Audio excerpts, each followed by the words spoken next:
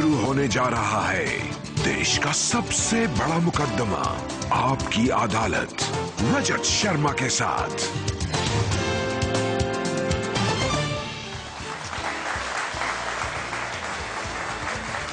नमस्कार, आपकी अदालत में आपका स्वागत है। आपकी अदालत में आज एक ऐतिहासिक दिन है। आपकी अदालत में आज हम ऐसी दो हस्तियों पर मुकदमा चलाने जा रहे हैं जिन्होंने इस देश में भ्रष्टाचार के खिलाफ जंग का ऐलान किया है। ऐसे दो लोग जिन्होंने नौजवानों के हाथों में तिरंगा दे दिया और उनके दिल में वंदे मातरम का नारा जगा दिया। मैं आमंत्रित कर रहा हूं, प्लीज वेलकम समाज सेवी अन्ना हजारे।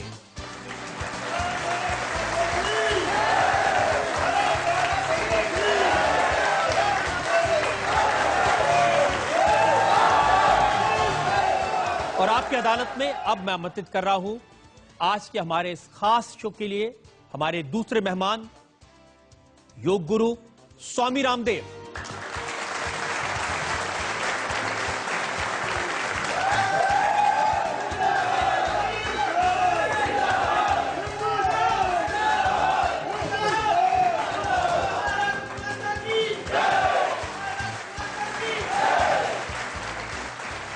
आपकी अदालत में आज का मुकदमा शुरू करें इससे पहले आज के जज पुष्पेश जी की इजाजत चाहेंगे आज की कार्रवाई शुरू करने के लिए।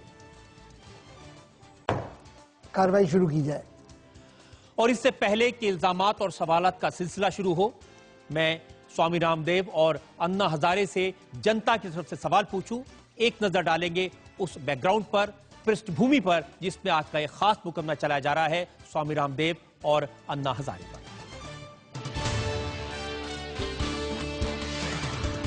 योग गुरु स्वामी रामदेव और समाज सेवी अन्ना हजारे ने एक मंच पर आकर भ्रष्टाचार के खिलाफ लड़ने का ऐलान किया है।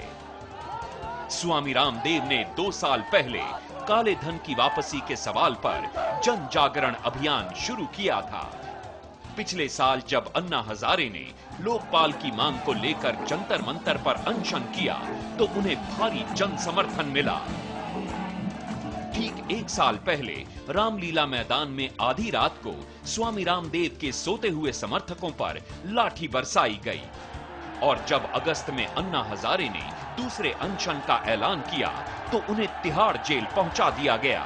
अन्ना के अनशन को मिले जन समर्थन के बाद संसद में विशेष सत्र बुलाकर सशक्त लोकपाल कानून बनाने का आश्वासन दिया, लेकिन कुछ नहीं हुआ। इस दौरान स्वामी रामदेव ने देश भर में भारत स्वाभिमान यात्रा शुरू की। उनकी सभाओं में भारी भीड़ दिखाई दी।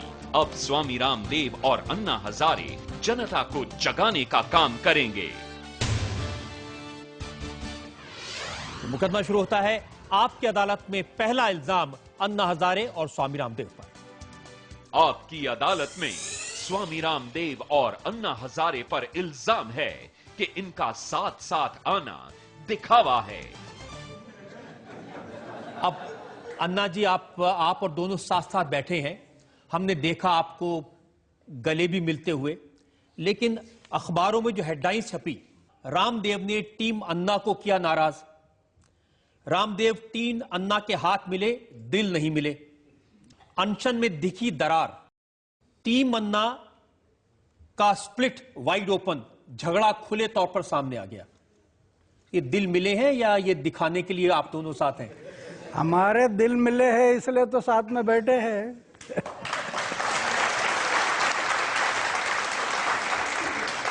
स्वामी जी, लेकिन जिस तरह से आपने अरविंद केजरीवाल को स्नब किया, अखबारों में लिखा है, आप जब वो बोल रहे थे आपने स्लिप भेजी बार बार, ऐसा मत बोलो। नहीं, ऐसा नहीं है। मेरा जो कहने का तात्पर्य था, जब हम बहुत से लोगों के नाम ले लेते हैं, मंच के ऊपर हमने 10-15 लोगों के नाम ले दिए, 20-25 लोगों के नाम ले दिए, तो काला धन, लोकपाल, व्यवस्था परिवर्तन, भू संपदाओं की लूट, ये जो चीजें हैं ये गौण हो जाती है और व्यक्तियों के ऊपर बहस उलझ जाती है। और ये हुआ भी। तो हम चाहते हैं बहस मजबूत लोकपाल पर केंद्रित रहे। बहस काला धन कैसे हिंदुस्तान को मिले, जो करीब 400 लाख करोड़ रुपए लूटा है, जो यहां गोल्ड के रूप में, लैंड के रूप में, इंफ्रास्ट्रक्चर के रूप में, वायदा बाजार में, पॉलिटिक्स में, ये सब लगा हुआ है। विदेशों में जो और जमा है अभी, और देश में जो एफडीआई के माध्यम से आ चुका है, उसके वास्तविक मालिक और मूल स्रोत क्या है, ये बात पता लगती है तो एक काले धन की चाबी है एफडीआई। जिस दिन ये काले धन की चाबी लग जाएगी तो ये पूरा काला खजाना खुल जाएगा और हिंदुस्तान का उसको हक मिल जाएगा। लेकिन मैं स्वामी जी तो दूसरी बात बात मुद्दों से देखिए, भटक मैं आपको जाती है। बताता हूं, वहां मैंने सुना अन्ना जी ने कहा कि आज मेरी बैटरी चार्ज हो गई, लेकिन केजरीवाल जी की बात सुनी तो लगता है फ्यूज उड़ गया। नहीं, ऐसा नहीं। उनकी तबीयत थोड़ी सुबह से खराब थी। वो आदरणीय अन्ना हजारे साहब से हमसे पूछ करके गए। आपसे पूछ कर गए थे वो वहां से? हम दोनों से पूछ के गए थे। मुझे भी पूछा था और स्वामी जी से पूछा था। आप हम दोनों को नहीं लड़ा सकते। हमने भी बहुत जरूरी होने पर कुछ लोगों का नाम लिया है, और इस सभा में भी मैंने कहा, प्रधानमंत्री जी अपनी वैयक्तिक ईमानदारी के साथ साथ अपनी संवैधानिक और राजनीतिक ईमानदारी और जिम्मेदारी को निभाइए। आप खुद ईमानदारी का चोला ओढ़ करके बैठे हैं, और आपके मंत्रिमंडल में यदि 15 मंत्रियों के ऊपर लाखों करोड़ रुपए के घोटालों के इल्जाम हैं, तो आपकी वैयक्तिक ईमानदारी अब राजनीतिक और संवैधानिक ईमानदारी के रूप में भी दिखनी चाहिए।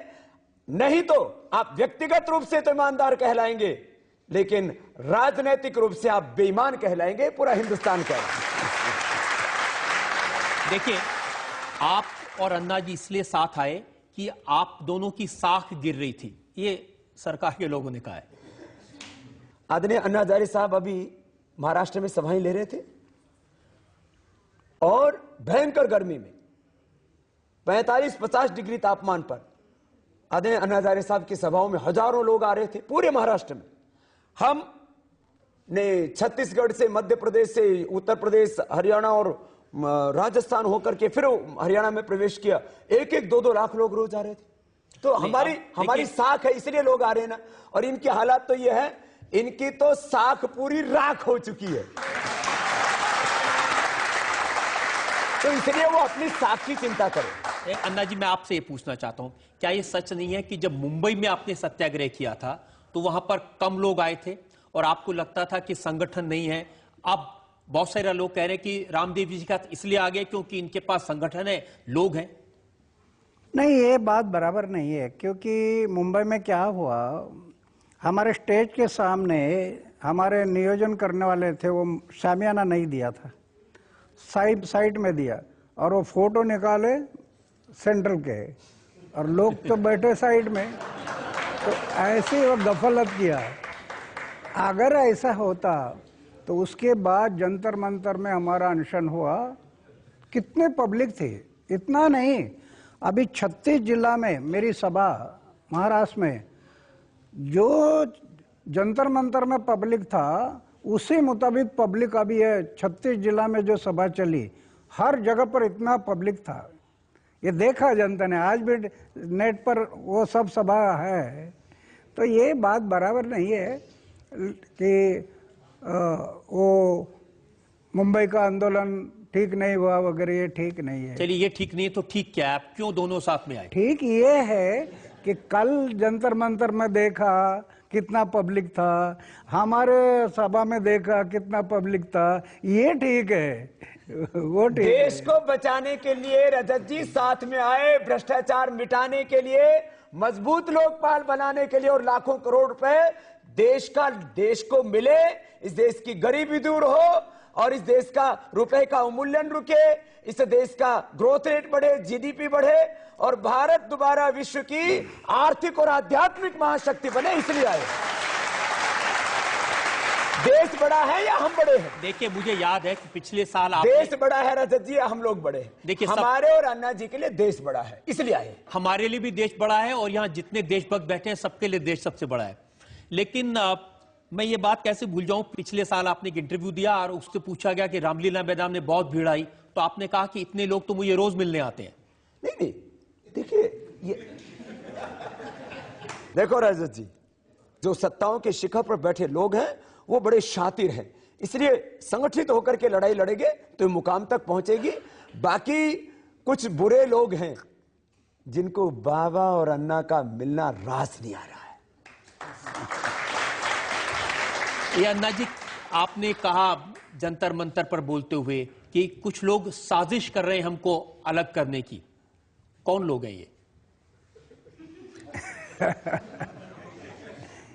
अभी उसका नाम लेने से फिर झगड़ा बढ़ जाएगा। ये सब दुनिया को पता है कौन है, वो सबको पता है। ये घर के अंदर के लोग हैं कि बाहर के?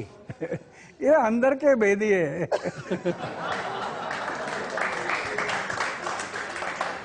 आप ऐसा क्या करेंगे कि स्वामी रामदेव और अन्ना हजारे मिलकर के लड़ते रहें और कोई इनको अलग न कर पाए? बिल्कुल, अभी तो हम इकट्ठा आ गए और लड़ते रहेंगे और हमें कोई अलग नहीं करेगा, अभी नहीं करेगा। अभी हम दिल से जुड़े हैं और दिल से जुड़कर रहेंगे जब तक भ्रष्टाचार मुक्त भारत नहीं होगा, इस देश का काला धन नहीं आएगा, लोकपाल बिल नहीं बनेगा, तब तक हम लड़ते रहेंगे। शरीर में प्राण है तब तक। क्या 23 जुलाई को टीम मन्ना की तरफ से जो आंदोलन होगा उसमें स्वामी रामदेव भी मौजूद रहेंगे? स्वामी रामदेव भी जाएंगे? प्रस्ताव आया है और हमारी बात हुई है उसमें जरूर। ये तो साझी लड़ाई है, इसलिए हमारे लोग उसमें जरूर आएंगे। और जब 9 अगस्त को आप आंदोलन शुरू करेंगे तो अन्ना हजारे आपके साथ खड़े रहेंगे? बिल्कुल, हम तो जाएंगे। 9 अगस्त तो क्रांति है। 9 अगस्त को तो क्रांति हुई थी इस देश में। वो क्रांति हुई लेकिन सही आजादी नहीं मिली। अब ये दूसरी क्रांति करनी है इस देश के लिए। कांग्रेस की प्रवक्ता हैं रेणुका चौधरी, उनका बयान मैंने देखा। उन्होंने आपसे कहा है कि अन्ना जी बहुत गर्मी है, जरा ठंडे रहें। उनको क्या गर्मी नजर आ गई पता नहीं। अरे अगर आपके दिल में इस देश के बारे में, समाज के बारे में कोई सोच है तो 1.5 साल क्यों लगाया लोकपाल लाने में? क्यों काला धन लाने में जगमगाते है? इसका ये स्पष्ट मतलब है काला धन छुपाने वाले कौन लोग हैं? इनमें तो लोग हैं, इसलिए तो ये काला धन लाना नहीं चाहते। और लोकपाल आ गया तो इनके आधे मंत्री जेल में हो गए, इसके कारण ये नहीं ला रहे। आधे मंत्री जेल में हो गए, इसके कारण इनको नहीं चाहिए वो। और फिर हमें बदनाम करने का कोशिश करना, ये बाबा ऐसे वो ऐसे। अरे हमारे बारे में तो पूरा देश दुनिया जानती है। आपके बारे में तो बार बार ये कहा जा रहा है कि स्वामी रामदेव ये बिल्कुल एक राजनेता की तरह व्यवहार कर रहे हैं।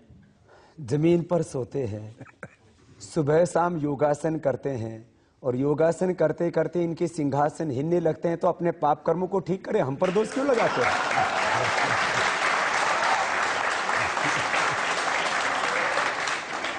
अंदर जो स्वामी जी, मेरी फहरिस्त बहुत लंबी है लेकिन एक ब्रेक के मुझे रुकना है। हम एक ब्रेक के रुकेंगे और ब्रेक के बाद आपकी अदालत में अन्ना हजारे और स्वामी रामदेव पर जनता के मुकदमे का एक और दौर। जो बीजेपी के अध्यक्ष नितिन गडकरी, आप उनको मिलने गए, वो आपके पैर छू रहे हैं। तो आप क्या चाहते हैं, मेरी टांग पकड़ के खींचे?